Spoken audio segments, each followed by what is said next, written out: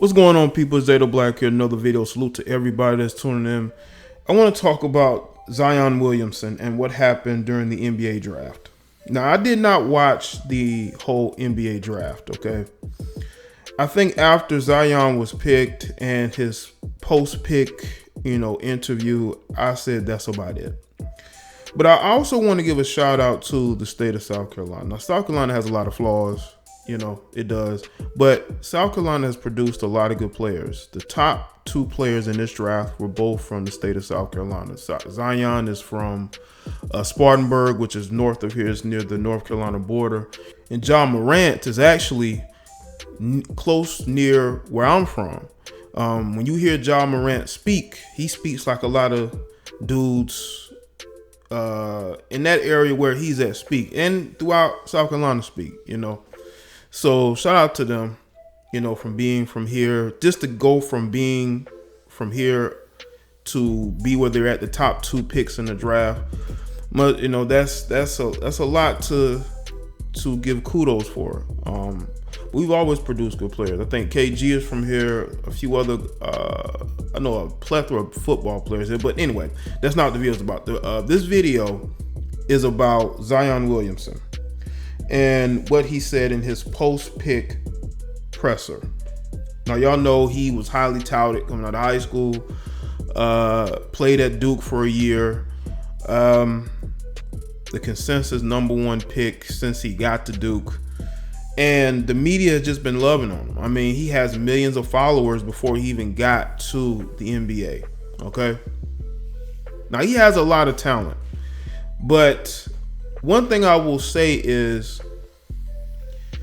just looking at his body type, and one of the things that was said, that because of his body type, because his father, his biological father, was a football player, so he has a football player genes, and you can see it in him physically. So there's gonna come a time where he's gonna have to keep his weight down.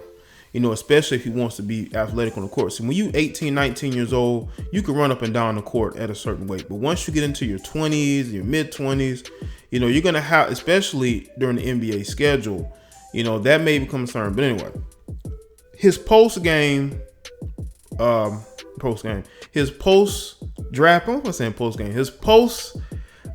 draft pick interview, he is there with Maria Taylor. And she's talking to him and he's tearing up, speaking about his journey to the NBA and how his mother helped get him there. And that's when, on cue, his mother comes into the picture with his little brother, but not his stepdad. And I want y'all to understand this. The reason why you have people, especially on YouTube, who have made videos on men not being cleanup men, men not taking the reins to be a stepfather, to another man's seed, is because of situations like this. This was very cringeworthy. Okay, I was happy for him, but it was very cringy how, when you look at his situation, he and I believe other publications have credited his stepfather for developing his game. His stepfather is an AAU coach. Okay, he's been there with Zion for a long time. But what we have to understand, no matter how many years you spend raising somebody else's seed, they're always gonna be mama's child, always, and she's gonna remind them of that. You see, that wasn't about Zion for her. That wasn't about the stepdad. It was her moment. That was her moment to bask in, celebration of Zion getting to where he is. A lot of women dream this. A lot of women dream to be able to stand next to their adult sons and say, I helped him get here. But truth be told, his stepdad helped him get there. As a matter of fact, there's a picture from a couple years ago of his stepdad coaching the AAU game, holding his little brother in his arms. And you don't bring that man on stage, but that's the ESPN initiative. They always do things like this. See, this is why the media hates LeVar Ball. LeVar Ball is boisterous. He's braggadocious. I understand all of that. But even if he wasn't braggadocious and, very exemplary of his sons, they would still find a way to bash him.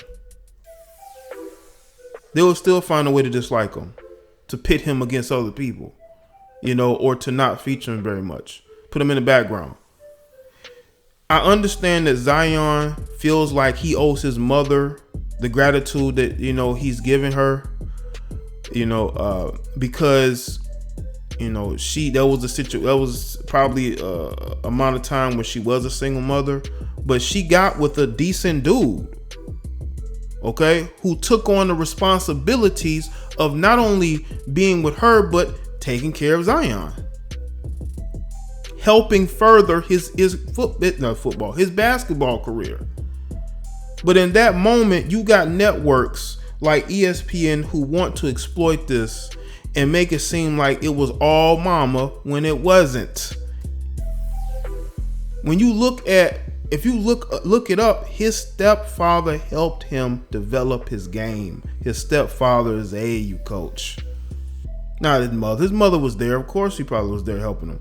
But to just give her full credit, that lets you know that these women will constantly remind their sons that they are the only ones in the world that care about them. They're the only ones in the world that appreciate them. And once you keep hammering that point home, these young boys who grow up only to appease their mothers. Only to appease their mothers. I'm not saying that he should, but I noticed that Zion wasn't there with a girlfriend. That is because his mother I believe he talks to his mother every day. I believe his mother wants to be pretty much the only woman in his life.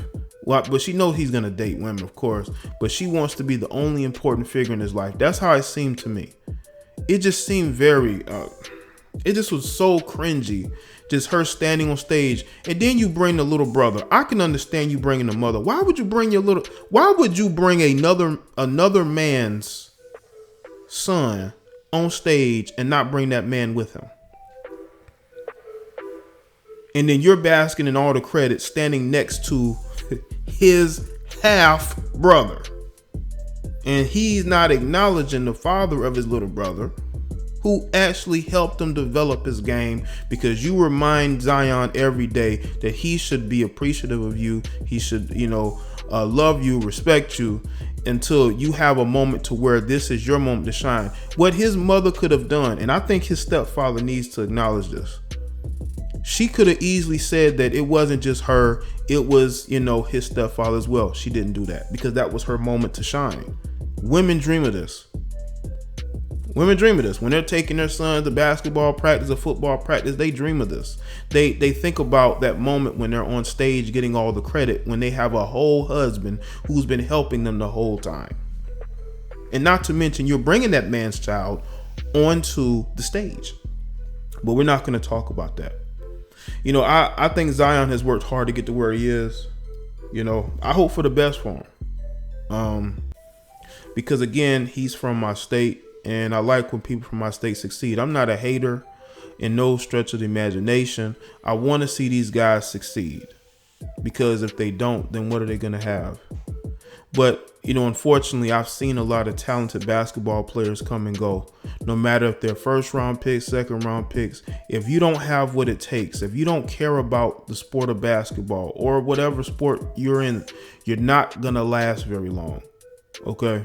I've seen guys who are first overall picks disappear within 2-3 years. And this ain't 10 years. This is like a couple years ago. That was a guy first overall pick. I'm not saying it's going to be Zion. What I'm saying is, if you don't have the mindset to drive the commitment,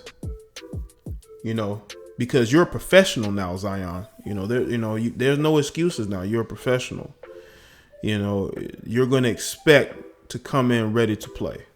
Of course, you have coaches, but they're preparing the entire team to win. So I just feel like in that situation, they should have acknowledged the person who had actually been helping in that situation.